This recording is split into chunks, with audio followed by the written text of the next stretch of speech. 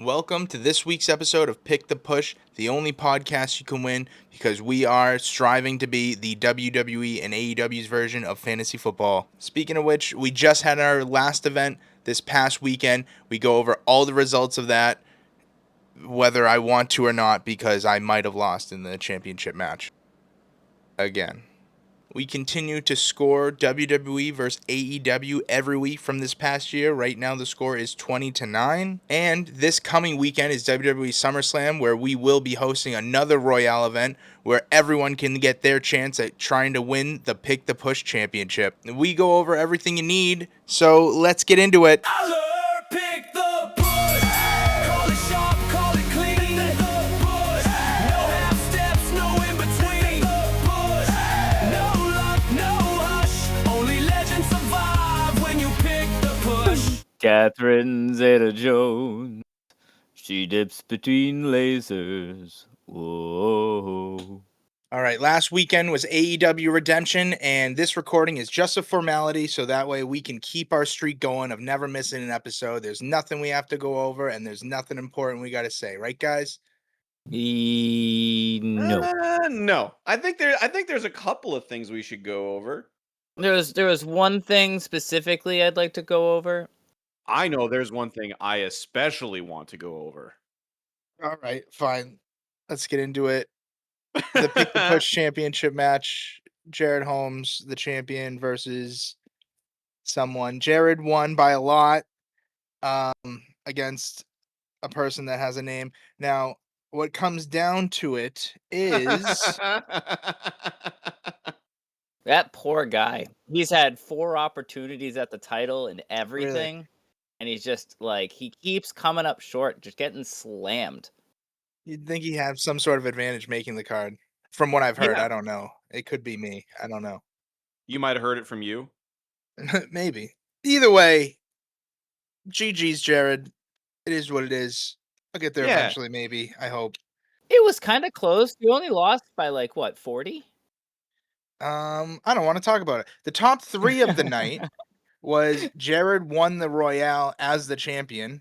So we'll get into what that means. Top 3 was Jared with 61 points. Second place, the Mine with 56. Eddie Johnson also getting 56. And as far as the number 1 contenders go, because Jared was a champion and outright won a Royale, we don't like to encourage the champion to do that. So as the punishment, anytime a champion does that, it is instantly a fatal 4-way for the next Royale. So it will be Jared defending against the Mind, defending against Eddie Johnson, and in 4th place, which we normally don't talk about, Stabadili, 54 points. The winner of just whoever has the most points out of those 4 at the end of SummerSlam from both nights is going to be our champion going into the next one. Some interesting Royale points from our card was this was the lowest show average ever at 36.2 points. There was a lot of A curveballs, lot of curveballs. but also I don't think anybody should be surprised at how poorly I did, being so confident that the main event was going to be the Death Riders. Yeah, I don't know why you thought that. I don't know why I thought that either anymore. I told you, like, before that that's not happening. I gave you the reasons why, and you still went, nah. I still did it. Sometimes, you know what? You got to try to Gotta be do your own something you know the man. other guy's not going to do. Try and gain points in some places. And that's the excuse I'm going to go into. So then with that average so low, the AEW overall average actually went down 4 whole points. Brutal. But our total average out of all the shows only went down 0.9 by like a whole point, which is still a lot from what we normally do. That was a wild show. Yeah. That's just a wild show to predict. I wasn't prepared for literally any of it, obviously. Willow winning was a pretty big surprise to me, but I was thinking about it originally, and then I convinced myself to go the other way. Yeah, that one still was like at least believable both ways. That was like a 50-50 shot. Yeah, that was a tough match. The one that like kind of blew my mind was the Will Ospreay Mox losing to the Bucks. That I was not expecting to happen at all. It's funny that like the matches we had on the card were like honestly like the weird swervy ones a little bit. Yeah, like I didn't think Jericho was losing, or I mean, Jericho was winning over Ciampa. I agree with I that Like too. I thought they were pushing Ciampa more. I thought they were giving him like the extra. Which don't get me wrong, that match was amazing, but Best like, match of the night. yeah, for sure. If you're going back to watch any match on that card, it's that. Yeah, 100%. That's the only relevant thing to come out of that night was that match. The hardest question on that card was nobody got the 7 match correct.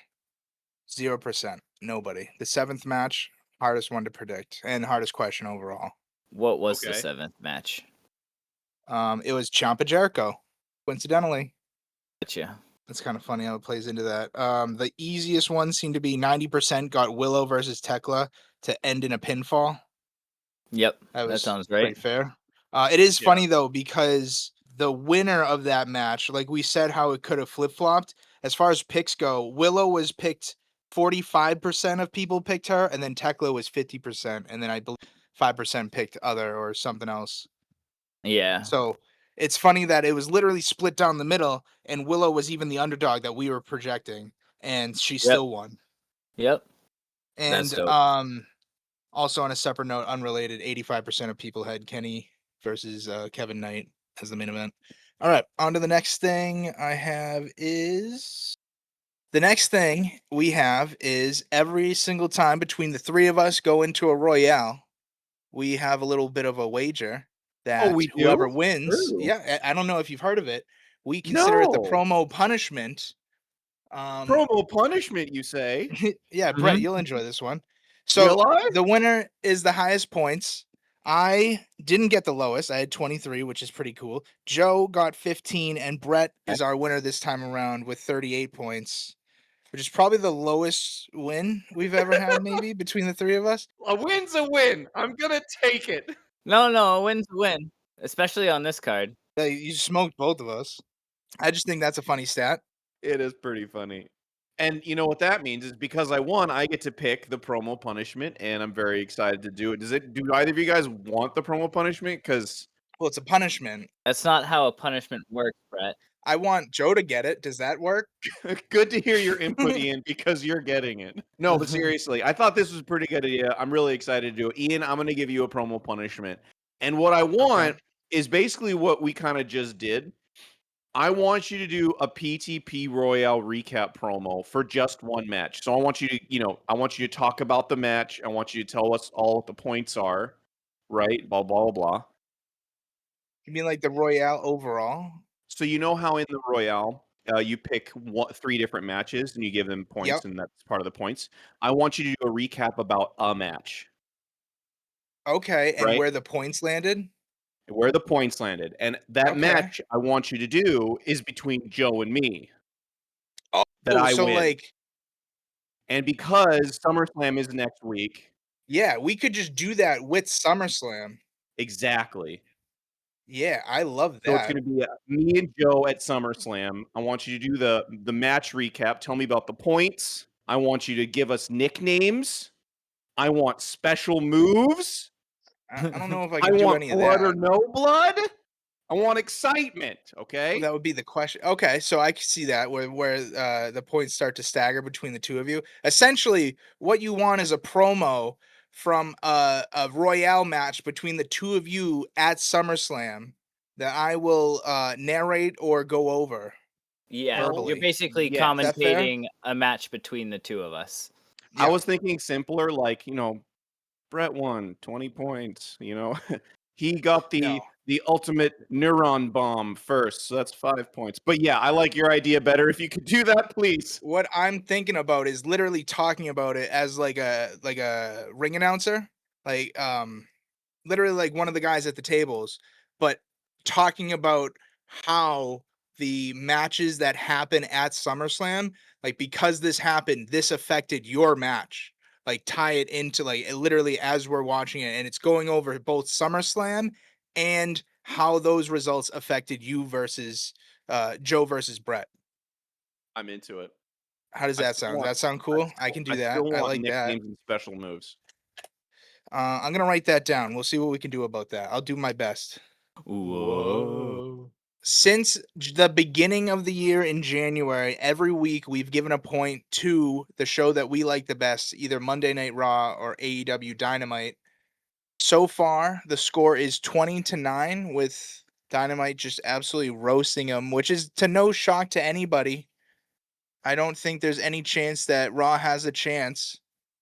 But how bad will this score get is really what I'm thinking. Like at the end of the day, the end of the year when we find out after 52 weeks, how bad is it going to look? Getting into this week, my first initial reaction for Raw was I'm not a fan outright. I really was not like the Danhausen Hendry thing on paper. I feel like looked good. The execution was weird. They brought in the Clippers cheerleaders. That's fine. Then there was I don't know, some guy that I didn't know that showed up and it's part of Judgment Day or whatever, but whatever. I didn't really care about that. Before I get into my biggest thing for what I liked about Raw, we had the Sol Ruca versus Raquel Rodriguez. Like that was a great match. Title change is really important. I felt like the biggest part of this was that LA Knight showed up a few different times on Raw, and I felt like he took a big step forward to kind of propel himself further into like the main event scene because he's not getting what anybody expects. He's only in like a mixed tag match, or not a mixed tag match. He's in a 6-man tag match for SummerSlam, but like it's almost like a miracle that he's on the card. Not a miracle, but he he's not normally on those things, which is good to see that he's in there. Versus AEW, I felt like started really good. The triple threat with Andrade, Jungle Boy, and was it Nick Wayne? I thought that match was good. The same thing with the match after with the tag of Bro Dito and Speedball versus the Don Callis family. Each of those matches started really well, ended really well, but I definitely got lost somewhere in the middle between all that. But I still can't deny at how good these wrestling like matches are, and then everything with Osprey and Kenny. That being said, like I'm still going AEW, even though it sounds like as I'm talking, I liked Raw more, but my point's going AEW. I am picking Raw actually, for literally the same reasons that you said. I'm overjoyed to see LA Knight keep getting the limelight. I've just enjoyed him on the mic so much. Two matches I really enjoyed: Javon Evans and Rusev, and All Ego, Ethan Page and Rey Mysterio. I thought those matches were absolutely so much fun. And I just watched AEW and I thought to myself, why am I here almost every minute of every match? And it was just kind of weird. I felt like this is definitely a post big show match, and it showed. So I pick Raw this week. I just had more fun. All right, so AEW, you had Hangman is back. El Idolo retains. Uh, Bandito, Brody King, and Speedball had a great match. That was probably one of the best matches of the night. That's the one to go back and watch. Persephone and Maya World was also an absolute bomb of a match. Recommend going back and watching those two. Period. Everything else about AEW, I honestly didn't really care too much about. And I feel like this Will Ospreay storyline at this point feels like a Bloodline storyline. It's been jammed down my throat, and I almost am at the point where I don't care. As for Raw had Obafemi and the Brock weigh-in. I thought that was awesome. They did a good job with that, with creating some heat between the two. I feel bad for the security guard that completely fucked up Oba's spot, and Oba kicked him really, really, really hard in the ribs to get him outside the ring. That was funny. Wasn't that spot kind of fucked up though? Like it was a weigh-ins, and then Brock was just like, "I already weighed in this morning." It's like, why did we even have a thing then? Yeah, because he didn't tell anybody that he weighed in. Yeah, but I like, don't what know. the fuck? It's an official. Like that part's fucked up. Like, what the fuck? Like, how is he allowed to do that? How is he allowed to do that and have Triple H waiting in the ring? I only accept it as like a ploy of like it was Brock Lesnar just trying to get the upper hand to beat the shit out of Oba, but he just locked him in the cage. Like, what the fuck? The other matches I really enjoyed. I did enjoy the Javon Evans Rusev match. Poor Rusev, because Rusev just can't win. He's not allowed to. They pulled up the chair for him. Ethan Page versus Rey Mysterio was an absolute banger. I recommend going back and watching that one. Period. Danhausen Joe Hendry, I think was really good on paper. I don't think it ended up being as good as they wanted it to be. Yeah, he only had one line. He had one lyric to that show. Write 2 Beating it was lyrics. awful. And then Raquel winning over Sol Ruca, absolutely amazing. I didn't like the fact that it ended with a promo, but the Seth and Roman promo literally was only 6 minutes long, so I'll take it.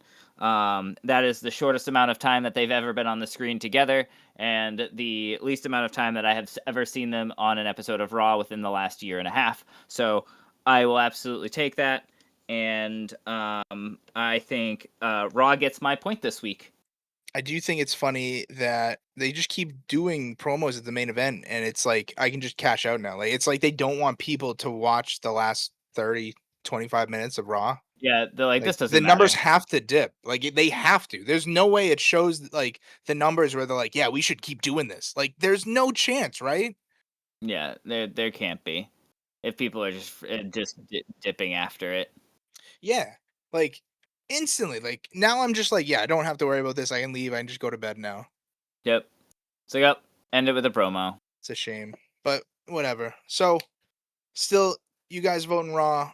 Raw wins Yeah. this week. That brings the score to 20-10. But before I get any further, we still let Jared vote. But you know, I think this time he might actually choose Raw though, right, Jared?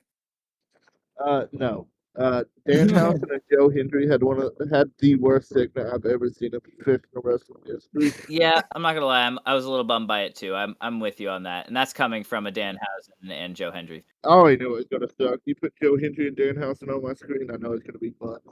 AEW wins again, baby. Whoa.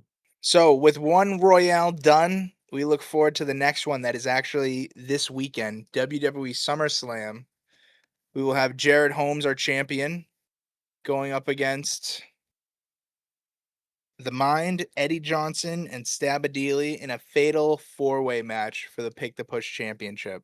Jared was spitting facts in the arena the other day. He started the first year of PTP as a champion and ended the first year of PTP as a champion. That he did. He's got 6 Royale wins, 4 6 and a championships. half. Why am Yeah, I doing this for him? That's right, 6.5. Keep going. I'm almost there.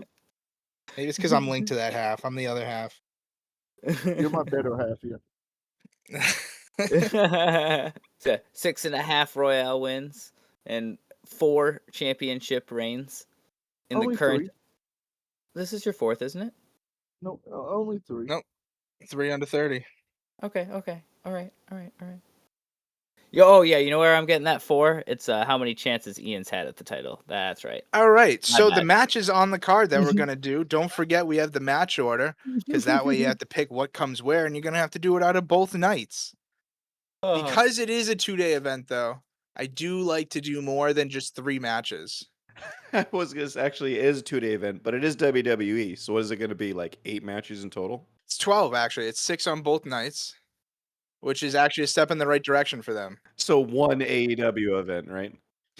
Correct. Yeah, basically, yeah, that is correct. The matches I have on the card so far will be Liv Morgan versus Io Sky for the Women's World Championship.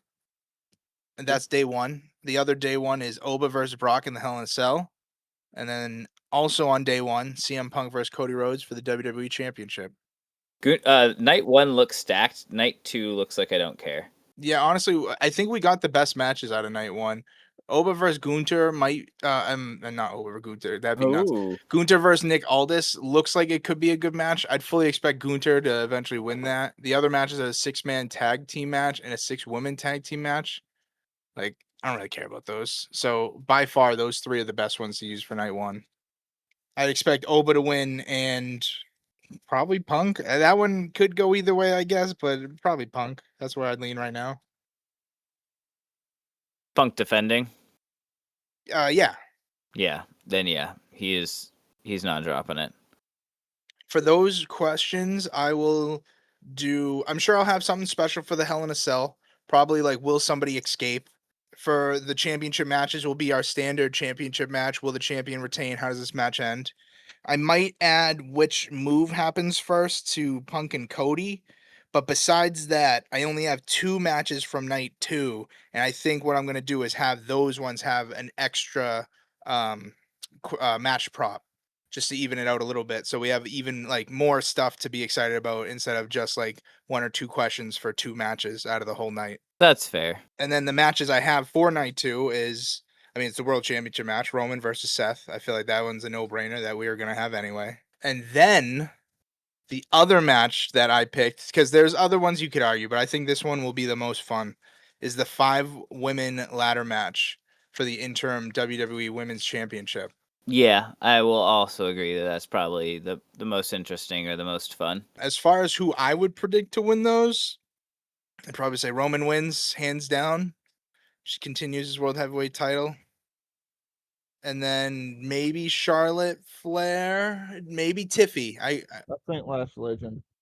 Last Legend. She's not officially in it yet, but I would have her to beat Julia. Other matches from that night that could be interchanged. Not like, because I said nothing's guaranteed, but right now those are the two matches we're doing. Penta versus Chad Gable, I feel like would be pretty good match, but I think Gable's gonna win that. He's gonna do the title change. Danhausen versus Dom Mysterio for Human Money's on a pole match. Hilarious. I'm actually excited to watch that. That'll be fun. Sami Zayn versus Finn Balor is just gonna be a good match, like straight up. Yeah, I don't understand the story behind that at this point, but I'm very happy that that's at least going to be a pay-per-view match. It's a contender for the WWE Championship. So whoever wins out of Punk and Cody should face the winner of that match. And then the only other match is Trick Williams versus Baron Corbin for the US title, which I don't care. Yikes. Roman Seth will be our regular championship type of questions. Will the champion retain? How does this match end? And I will definitely have at least which move happens first for them. I'm not sure which moves I'm going to do yet. I might just do curb stomp and spear. No, it will be Superman punch for Roman. Maybe a Okay. Falcon Arrow for Seth. I'm not sure. It might just be curb stomp. I feel like he uses that a couple times, and he's gonna use it a couple times on Roman. He's gonna hit at least 2. Maybe I'll do an over under. Over under curb stomps. I like that. Over under curve stomps, or over under Superman punches, or fucking spears. Ooh, All of those are valid options. I like Superman and curb stomps. All right, I like that a lot. And then expect a lot of shenanigans for the ladder match one. We'll probably have like an over under for ladders in the ring at one time. Who touches the championship first? Yep, that's a good one. That's the matches from both nights. As far as event prompts, we're pretty much doing the same thing we've been doing. I took out the Bloods one. I almost put, will there be a match with Blood? But as far as the points go, it getting a little bit spread thin with the 5 matches, and that way I'll be able to do more questions with the other 2 from night 2. Yep. I just took that out. The only other ones we have are barricades or announce tables broken. It's 0, 1, 2, or 3 plus. Across both nights. Across both nights for all of these Okay. questions for the event props, and it says that in the description. Just making sure. Just want to get it out there. We have number of title changes, and this is not including the WWE Women's Championship. Like for the ladder match, doesn't count as a title change. Like there's No. just going to be a new champion anyway. We already know that, so I don't count that. Yeah. There's actually 6 title matches throughout both nights. It's an interim title anyways, so like it doesn't. Yeah, I mean you could argue either way, but like I said, if we know there's going to be a new champion, then it doesn't count because it would just fuck with the over under or the pick anyway. So Yep. is what it is. Because there's 6, your options are 0 through 6, with 6 plus being the last option, just in case they add one or something like that. I'm keeping over under 1.5 ref bumps from the last time. There's 2 nights, a ref bump per night. That's the over. That sounds accurate. I think that would definitely hit. You think the over for sure? Yeah, I would bet money on the over. Would you think I should put 2.5 though? I would say 2.5. Make it. I don't know though, because then like it's definitely going to be the under. Right. Okay, so I think we're in a pretty good spot then. Yeah, I do too. I do too. I like it. The last question I have is just over under for return or debut, and I have it at 1.5 as well. That sounds pretty good too. Yeah, I was trying to figure out a question that would work to like kind of bring in the fact that it's 2 nights. Like one of the options was, will there be more title changes on night 1 or night 2? But I felt like we already had the title changes in there, and the one we had was a tougher question, so it would be harder to tie and stuff like that. So I went with just the Yeah. regular title changes. Whoa. That's going to do it for this week's episode of Pick the Push. Don't forget, picks for the WWE SummerSlam Royale open right after SmackDown is over. If you don't get your picks in, then you can't win our Pick the Push championship. Early entry to the Royales are always posted in our Discord, and if you made it this far, you're already one of us, so check the description or the link in the bio and join our Discord now. We will be back next week with the results of WWE SummerSlam Royale, as well as my promo punishment that I owe Brett. We'll see how it goes. You have a good one. We'll see you when we see you. Aller, pick the push. Call it sharp, call it clean. The push. No half steps, no in between. The push. No luck, no hush. Only legends survive when you pick the push. Boards light, hearts race, crowd reacts. Every pick swings, no room for slacks. Bluff fails quick, mistakes break fast. Every choice lands, nothing's left to chance. Climb the ranks, feel the surge, hit it hard, no room to purge. Eyes locked, focus tight, every swing counts in the fight. Predicted the twist, caught us all flat. No way you had that. Pick it right, own the night. Pick it wrong, still stand your fight. Every call cracks, every swing crushed. Step in the ring, pick the push. I will pick the push. Call the plays on the night. Push. Make it land, hold it tight. Push. No slack, no hush. Only legends survive when you pick the push.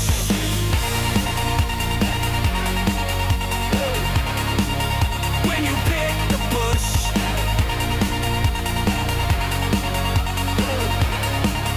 When you pick the push.